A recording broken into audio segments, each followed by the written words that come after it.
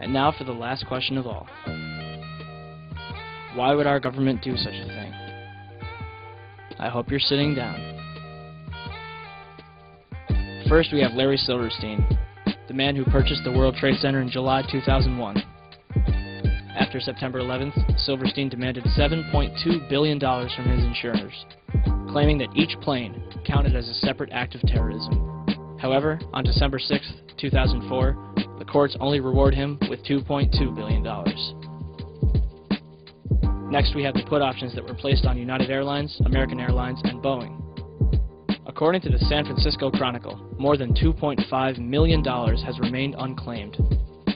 As for 9/11 itself, Reuters reported that Comvar, a German computer company, is responsible for helping companies and accountants in New York restore their data from over 400 hard drives that were recovered from the World Trade Center's rubble. Comvar recovered information from 32 different computers that suggested insider trading took place on 9/11. Richard Wagner, an expert at Comvar. There is a suspicion that some people had advanced knowledge of the approximate time of the plane crashes in order to move out amounts exceeding $100 million. They thought that the records of their transactions could not be traced after the mainframes were destroyed. After their analysis, Comvar handed the results over to the FBI. Although the FBI was legally bound to investigate who was responsible, to date they have done no such thing. Moving on. According to Wikipedia, one of the world's largest gold depositories was stored underneath the World Trade Center. In 1993, the value of the gold was estimated at $1 billion, rumored to be owned by Kuwaiti interests. When the World Trade Center was destroyed, the amount of gold far exceeded the 1993 levels. The gold was finally recovered in its entirety in late 2001.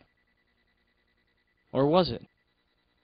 On November 1st, 2001, the Times Online reported that a large amount of gold was discovered in the wreckage of the World Trade Center. Mayor Rudolph Giuliani announced that more than $230 million was recovered from Ground Zero.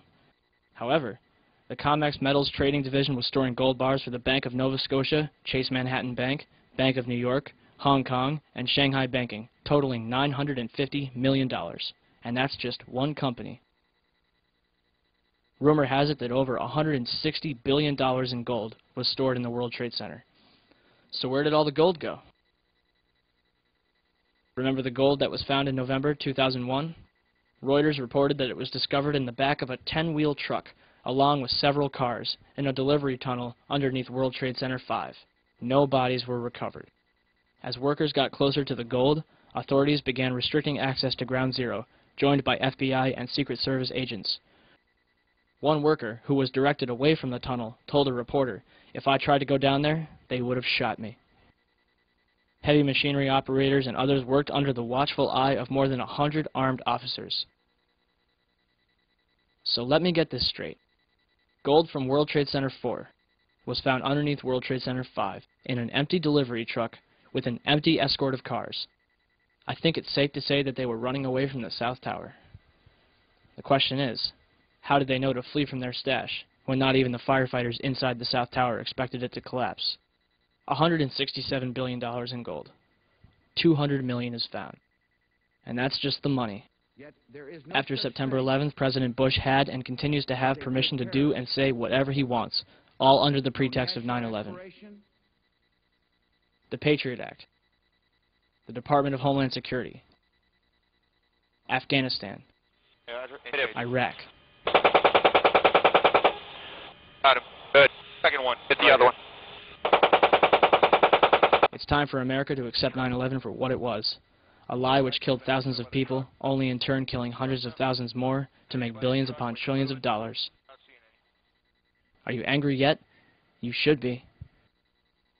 Every single attempt to investigate and uncover the truth behind 9/11 has been blackballed, ridiculed, and harassed by both the government and media alike for even daring to question the official story. Jimmy Walter, who spent nearly $2 million on an advertising blitz to convince people here in New York and elsewhere that 9/11 was a self-inflicted wound. Jimmy, welcome. Why are you doing this? I'm a patriot trying to defend this country from the real terrorists who have damaged and changed our country.